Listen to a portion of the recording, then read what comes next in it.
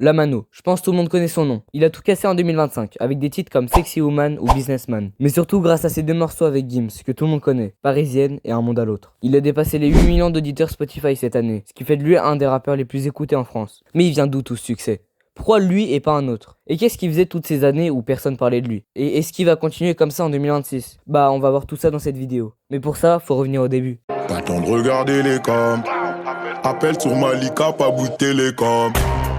La Mano, qui s'appelle en réalité Zie Ulrich, il est né le 20 août 2001, donc il a 24 ans. Il a grandi dans le 19e arrondissement de Paris, d'où le 1.9 dans son nom qui est en référence à ça. Quand il était petit, il voulait devenir footballeur ou architecte, mais il avait déjà cette passion du rap. Le nom de la Mano, il vient de ses potes, qui l'appelaient comme ça parce qu'il avait des grandes mains, c'est tout.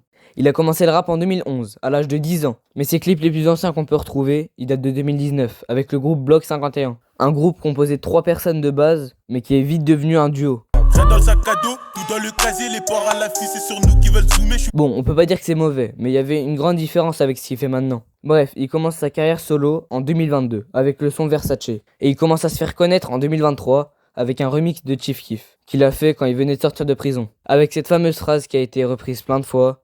La Mano a fini sa peine. Le hop s'y boite, pourtant j'ai touché à peine.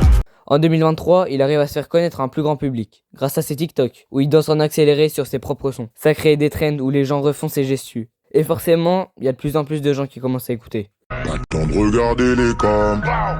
Appelle sur Malika, pas bout de télécom. À Noël 2023, il sort un son avec un autre rappeur du 19e arrondissement, Nono La Grinta. Et ouais, vous le connaissez forcément grâce à son année 2025, où il a fait le morceau Paris et même Love You. Ça les dérange le fait qu'on s'approche.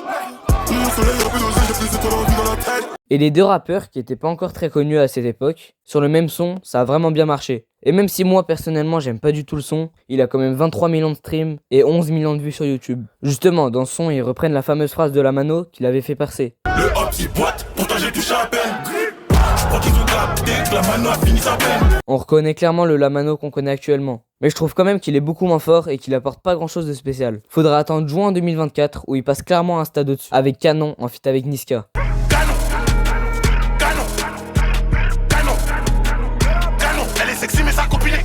Le son, il est de partout, en soirée, en showcase, et clairement c'est mérité. Le refrain, il rentre direct en tête, et surtout c'est nouveau. Ça, j'en ai pas parlé depuis le début, mais la Mano, il arrive à se différencier grâce à sa voix cassée, qui est clairement unique en France. Il a même créé une trend sur ce son en le remixant avec le morceau de Mariah Carey, pour Noël.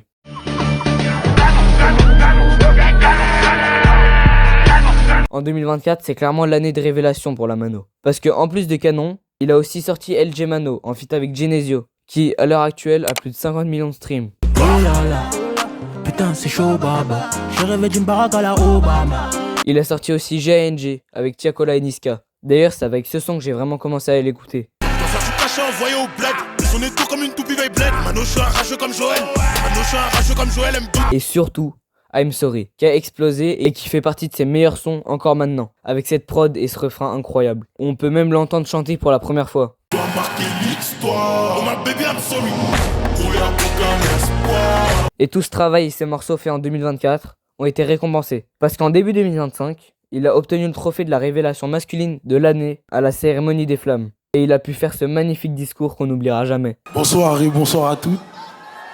Je suis très heureux ce soir d'être parmi cette cérémonie. Merci à tous et à toutes. On a beaucoup charbonné cette année. C'était dur, mais au final, on est récompensé. Ça fait plaisir. Merci à vous. Là. Il commence 2025 avec des énormes sons, comme Jerrycan avec Guy de Besbar, No Stress avec Favé, et surtout Sexy Woman, qui est selon moi un des meilleurs sons de l'année 2025. Pas le temps de regarder les coms. Appelle sur Malika, pas bout de télécom.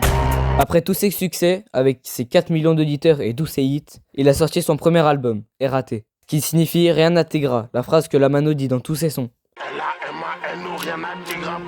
Et franchement, l'album est bon, surtout quand on pense que c'est le premier de sa carrière. Dans cet album, il y a tous ces sons qu'il avait sortis avant et qui avaient bien marché, et plein de nouveaux. Ceux qui ressortent du projet, c'est SWAT avec SDM, Kilo, Fourmi avec Vakra, Businessman et surtout Crime ensoleillé. 1er août 2025, il sort un feat avec Gims, qui est déjà en train de retourner la France. Et ce son, vous pouvez pas dire que vous le connaissez pas, parce qu'on a entendu que ça cet été. Et encore maintenant, en février 2026, c'est encore un des morceaux les plus écoutés en France. Bien sûr, je parle de Parisienne. Moi je veux une parisienne, parisienne qui traverse au feu vert, qui s'en fout de la tour Eiffel. Grâce à ce son, et à un monde à l'autre avec Gims et SCH pour l'album du GP, il a dépassé les 8 millions d'auditeurs. Je pense qu'on s'en rend pas assez compte, mais c'est énorme, 8 millions. Ça faisait de lui le deuxième rappeur le plus écouté en France derrière Jul, et ça faisait qu'il était devant Ninho, SDM et plein d'autres artistes. C'est grâce à des gens comme Lamano qu'on se rend compte que tout peut aller très vite dans une carrière. Tu peux passer d'inconnu à Top France très vite. Et pour lui, c'est clairement mérité. Il a amené en France un nouveau style de rap, avec sa voix et sa manière de rapper. Et il le fait très bien. Même au niveau des prods de ses sons, c'est des choses qu'on n'a jamais vues. Maintenant, qu'est-ce qu'il va faire en 2026 ? Ça, on sait pas. Vers la fin d'année, il a pas sorti grand chose. Sûrement qu'il s'est un peu reposé et il a profité du buzz de Parisienne. Mais est-ce que ça va devenir un des plus grands rappeurs de France ? Ça, c'est le temps qui nous le dira. Et il en est clairement capable. Si t'es encore là, n'hésite pas à t'abonner, ça me soutient vraiment. Et c'est ma première vidéo, donc commentez un max, j'essaierai de répondre à tout le monde.